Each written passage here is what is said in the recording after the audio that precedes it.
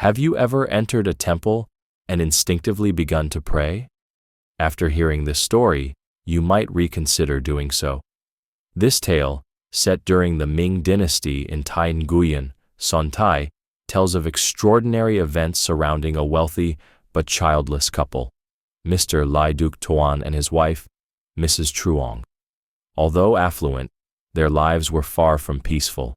Mr. Ly was known for his kindness and generosity, always ready to help neighbors in need.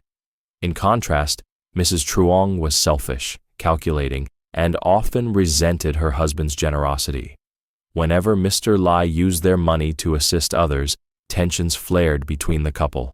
Among their neighbors was Trio Han, a poor but devoted son who spent all his savings trying to treat his mother's illness. After she passed away, he couldn't afford a coffin.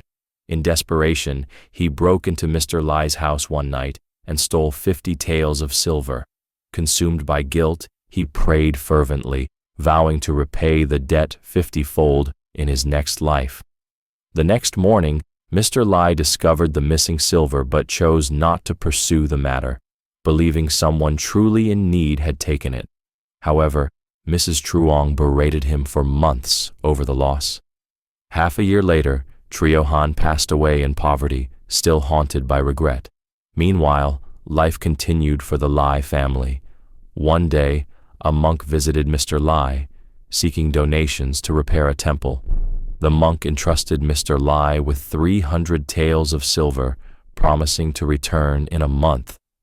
Inspired by the monk's cause, Mr. Ly decided to add an extra 100 taels of his own as a donation. When the monk returned a month later, Mr. Ly was attending a wedding.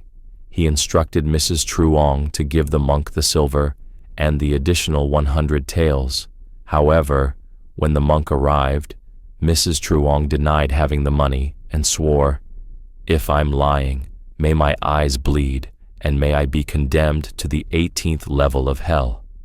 Saddened, the monk left, and shortly afterward, he passed away in sorrow. Years later, Mr. Ly visited Huang Temple and prayed earnestly, "All my life, I have done good deeds. Why has heaven not blessed me with a child?" Moved by his sincerity, Dongnak Daide, a celestial deity, promised him a child. Astonishingly, a month later, Mrs. Truong became pregnant and gave birth to twin boys, Dai Bao and He Bao. The two sons grew up with vastly different personalities. Dai Bao was humble and hard-working, while He Bao was indulgent and wasteful, spoiled by their mother. When they reached adulthood, Mr. Ly divided his wealth equally between his sons, keeping a portion for himself and his wife. Dai Bao worked tirelessly, but his efforts wore him down, and he eventually passed away from illness. Meanwhile, He Bao squandered his inheritance on frivolities and vices. Despite inheriting the entire family fortune after Dai Bao's death, He Bao's reckless lifestyle led to his untimely demise from a venereal disease. Devastated by the loss of her favored son, Mrs. Truong fell into madness. One night, in a delirious state, she ran out of the house and struck her head on a rock, dying instantly. Grieving deeply, Mr. Ly returned to the temple, seeking answers. In a dream, he was taken to the underworld, where the king of hell revealed the truth.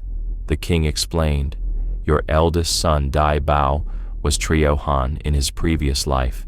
He owed you 50 taels of silver and repaid it 50-fold through his diligence and sacrifice. Your younger son, Ni Bao, was the monk whose money your wife refused to return. He came to claim his debt, which is why he lived extravagantly and died young.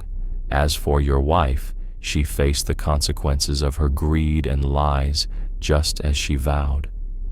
Awakening from the dream, Mr. Ly was overcome with remorse and reflection. He realized the profound truth of karma.